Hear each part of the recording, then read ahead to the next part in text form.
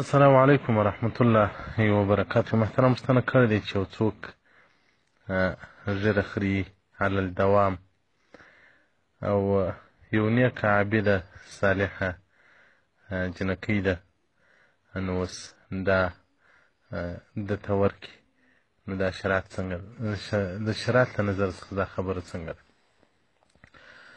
محترمه، د ږیرې په هکله کې هیچ چا اختلاف نه ده کړی.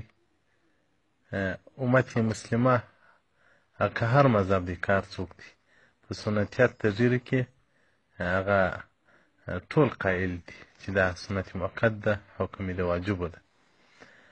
او خریل علی الدوام دا درجه د فسق ده، او دا هغه ګناه ده چې انسان د بیت الله شریف په مطاف کې طواف کوي او قرآن عظیم شان تلاوت یې په خوله او په طواف کې روان وي، هم دی ګناهګاره دی. یعنې دا دی ګناه ده، که په لمانځه ولاړ یم ګناهګاره یې، که په پروت یم ګناهګاره یې. دا ګناه جاریه ده، همیشه ګناه ده. زه بار بار د خلکو ته وایم، خو ګناه باید انسان وکړي.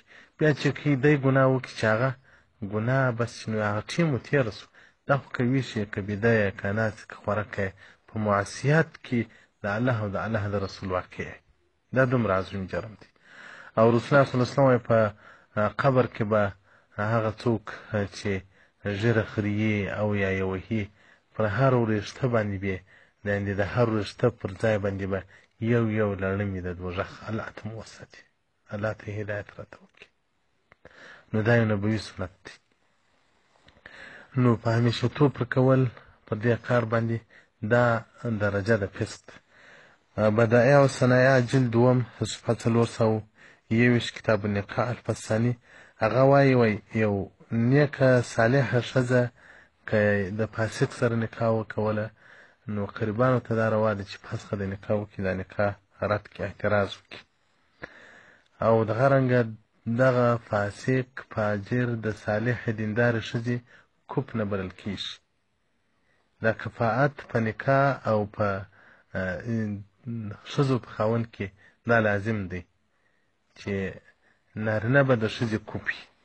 او دغه رنګه بحر رایق جلد دوم صفحه 422 کتاب نکاح فصل فی الاکفاء والاولیاء. نو محترمینو، الله دې زموږ جامعه ته هدایت وکړي. موږ د جناب محمد صلی الله علیه وسلم امتیان یو، باید د هغه پیروي وکړو. موږ ولې د غرب، موږ ولې د شرق پیشن مختاره کوو؟ دا خو د قومي لوط عاداتو، قومي لوط چې بل غرضین و دغه لواطتونه یې سره کول. نو چې بیا ږیرې رالې نو خوند بې نه سره استی، باره بې نو ږیرې سره وخرېدې، د هلکانو هغه زوړ عادت بې کوه.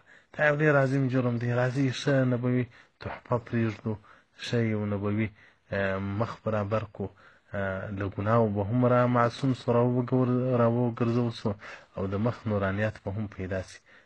والسلام علیکم ورحمة الله وبرکاته.